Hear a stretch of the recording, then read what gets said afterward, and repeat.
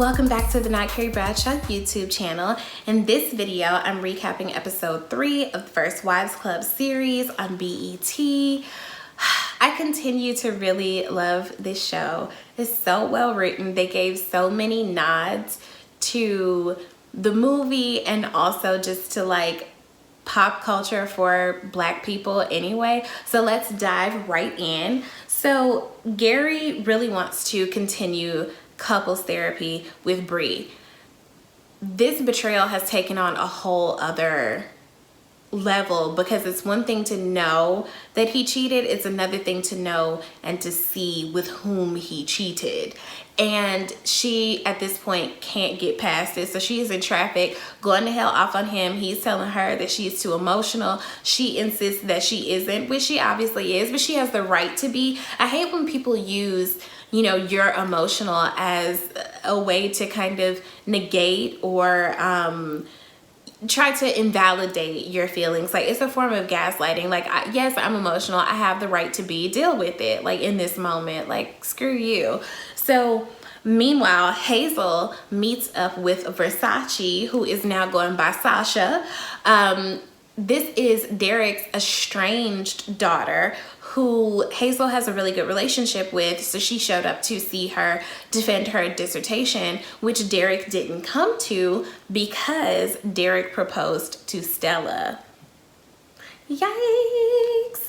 And I really love that this is a nod to the original movie, because in the original movie, one of the wives' daughters is actually really cool and is fully against her dad and like really helps the ladies out with some of their schemes. So I thought that was really cute. I loved her style, that she was super cute. So again, I love that we're holding on to the source material but bringing it modern and giving it, you know, Black girl twist. Absolutely living for it.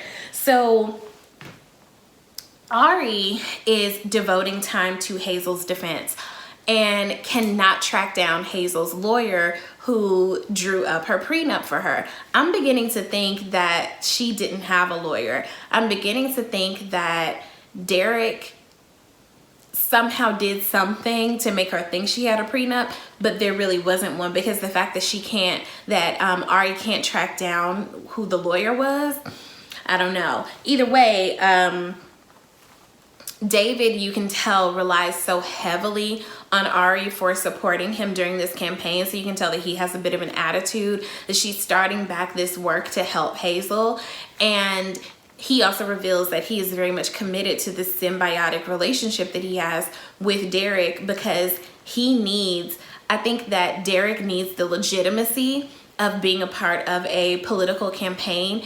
And obviously David needs his demographic. He needs the millennial Gen Z demographic, which a music executive can bring in. And they're both kind of warning each other, like, don't let, you know, him or her use you.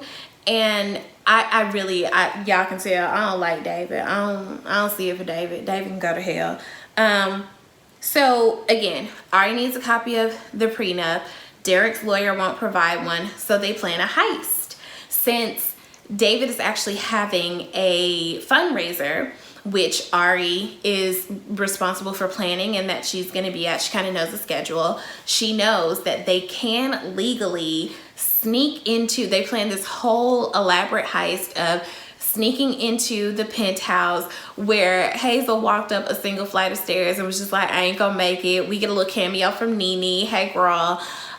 This really reminded me of when Nene worked on I think it was Happy Endings. And it's not that she was a phenomenal actress. She was really just kind of playing herself. But with everything going on with Nene right now, like IRL, I really kind of do hope the best for her, like mentally, emotionally, spiritually. I hope she figures some things out. But they decide that they are going to sneak in, bag up as much of Hazel's things as possible, put them in these red hazard bags, drop them down the trash chute where Bree is going to be waiting in the car to get them from, you know, the trash. They're differentiated by the bright red bags. You know, they really put some thought into this. They used a little Legos to set up a little, you know, visual of what the building looks like. I was like, okay, come on, tropes, love it. And again, Hazel is just like, she's sitting there drinking champagne like this should all still be my shit, and it's just like fair. But they are also having Sasha, because technically they're not doing anything illegal, they're technically not breaking in because Sasha does have a key and Sasha let them in. So sometimes the law works in your favor, but they're trying to just download all the files off of Derek's computer in hopes that a copy of the prenup will be there. So they clean house, and then David also reveals to Ari before she leaves the fundraiser that he needs for her to make a speech about, you know, dig deep and give money to support the campaign.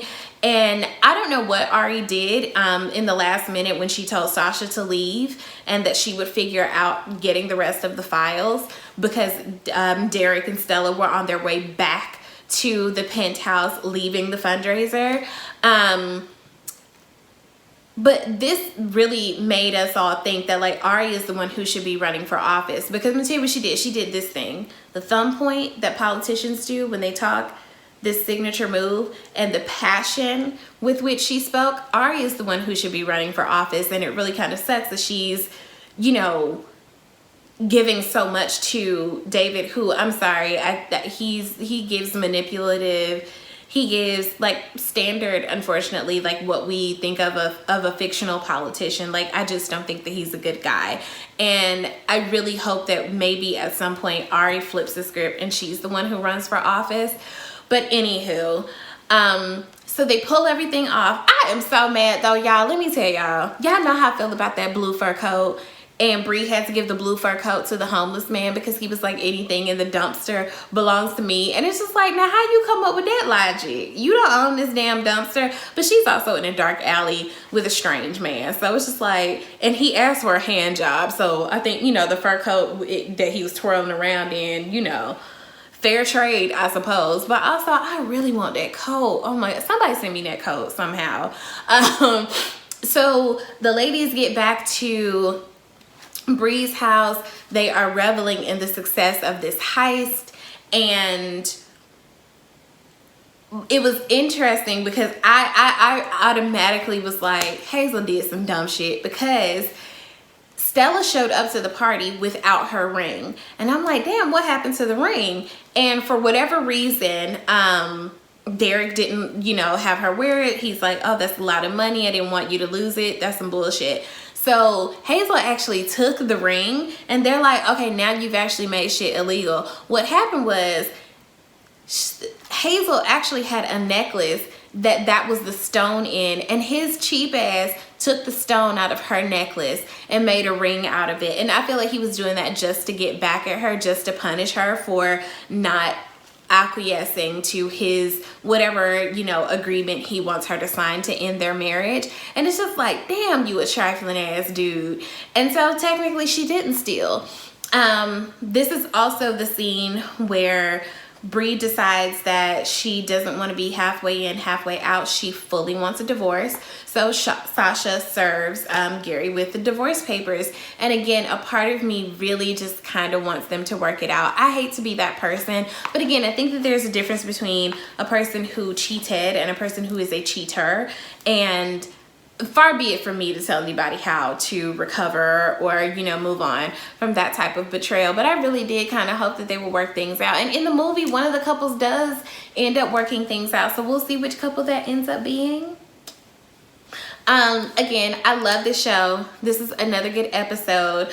A part of me wanted the episodes to be longer, but I think right now I'm watching so much heavy TV that I'm actually okay with just like a 30-minute in and out. Not out, at.